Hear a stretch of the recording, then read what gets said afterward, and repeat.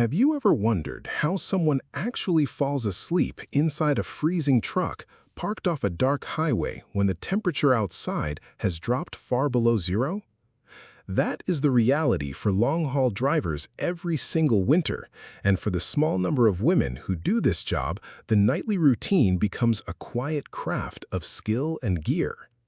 Women make up only around 9 or 10% of professional truck drivers in the United States, so what you are about to learn is the quiet routine of a real minority on the road.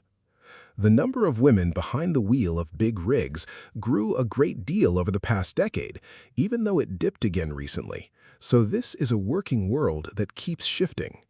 Staying warm in a parked truck during a brutal winter night sounds simple, yet it turns into a careful blend of engineering and old-fashioned tricks that most people never picture.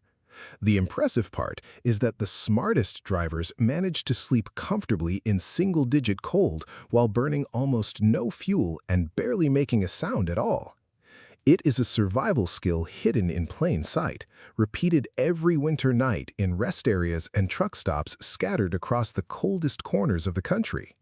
Your first instinct would probably be to leave the big diesel engine idling, since that pushes warm air through the cab the same way your car heater does on a frosty morning.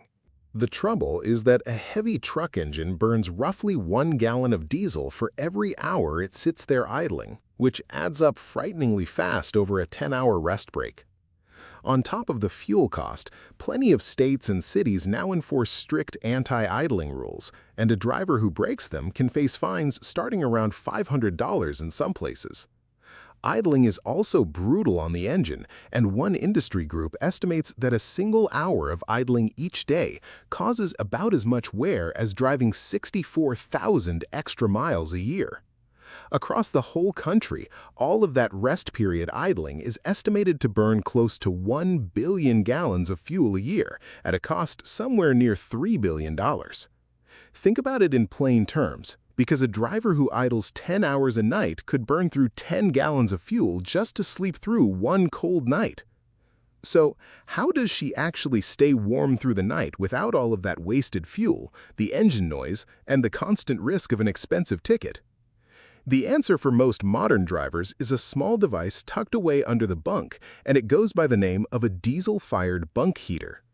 This little heater pulls a tiny trickle of fuel straight from the truck tank and blows warm air into the sleeper, sipping only about 0.2 of a gallon every hour.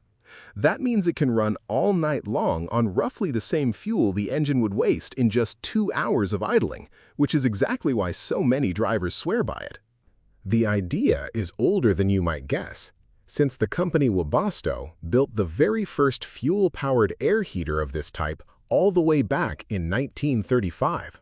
One popular model is so efficient that it uses a single gallon of diesel across 22 hours of running, and it stays quiet enough to sound like soft white noise while you sleep. Drivers often set the heater on a thermostat, the same way you would set the one on the wall at home, so the cab holds a steady temperature instead of swinging hot and cold. Some trucks carry an even bigger solution that the drivers usually just call an APU, which is simply short for the words Auxiliary Power Unit.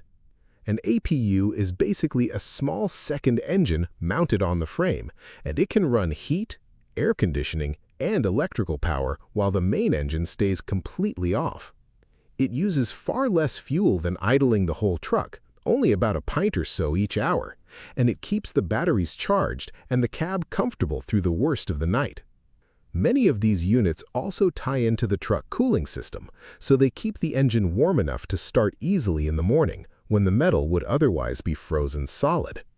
The downside is the price tag, since a full diesel APU can cost many thousands of dollars to buy and install, so not every company hands one to its drivers. There is also a clever option that needs no running engine at all, and it travels under the name of truck stop electrification, or simply shore power for short. At certain truck stops, a driver can plug her cab into a power pedestal, a little like an electric car or a boat resting at a marina, and run heat straight off the grid.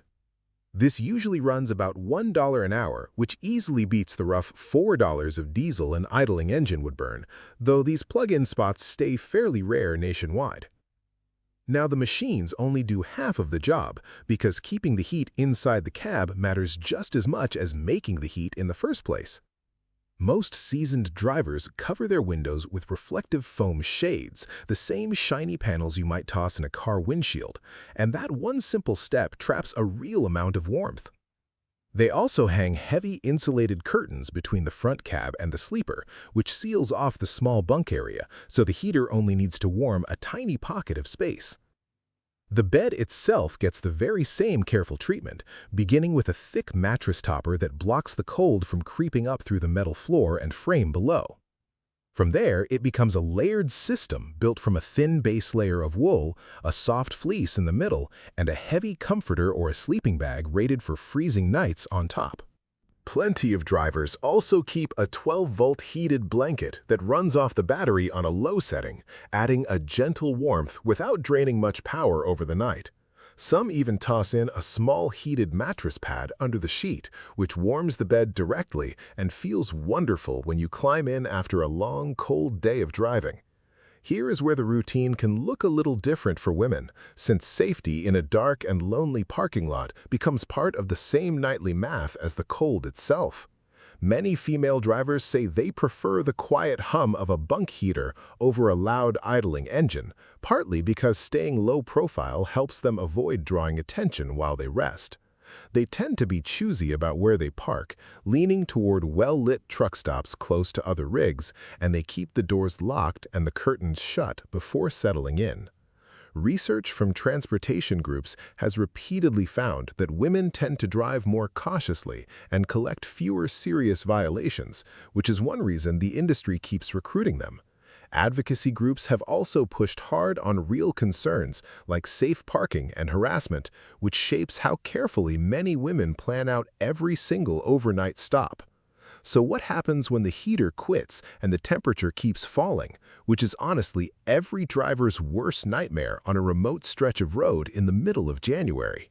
In a true emergency, veterans describe pulling the blankets up into a little tent around the head and chest so that your own warm breath helps heat the trapped air inside.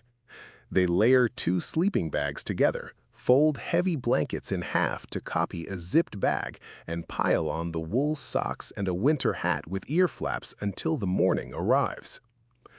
There is one safety rule that every serious driver truly respects, and it explains exactly why proper truck heaters are built to vent all of their exhaust completely outside the cab. Burning any fuel in a sealed space produces carbon monoxide, an invisible and odorless gas, so improvised propane or charcoal heaters inside a closed sleeper are genuinely dangerous. That is the very reason the engineered bunk heaters and APUs are considered safe, since they push every last bit of their exhaust out and away from the air the driver actually breathes. Plenty of careful drivers also keep a small battery-powered carbon monoxide alarm in the bunk, the very same kind you would mount on the ceiling of a bedroom at home. Extreme cold throws in one more headache because diesel fuel can thicken and turn waxy when temperatures crash, a stubborn problem that drivers simply call gelling. To fight it, trucks built for harsh climates carry engine block heaters, and drivers plan their stops around places where they can plug in and stay ahead of the deep freeze. A few old-school tricks still drift around the truck stops too, like warming a cloth bag of dry beans and tucking it under the blankets for an hour of gentle, radiant heat. The heat from that warm bag can linger for the better part of an hour, which is just long enough to take the bite out of the sheets while you drift off to sleep. There's also a quiet battle with moisture, since a warm body breathing all night inside a cold cab can leave the windows damp and the bedding clammy by morning. Cracking a vent open just slightly lets that humid air slip out, which keeps the blankets dry and the glass clear without letting the temperature inside crash back down. When you add it all up, a solid night of sleep in a frozen cab really comes down to efficient heat and tight insulation paired with smart bedding and a steady respect for the weather. So the next time you roll past a truck stop on a freezing night and notice those rigs lined up dark and silent, you'll know a whole quiet craft is keeping the people inside warm. It is a routine these drivers repeat hundreds of nights a year, and for the women among them, it carries an extra layer of awareness that most of us on the road never even notice.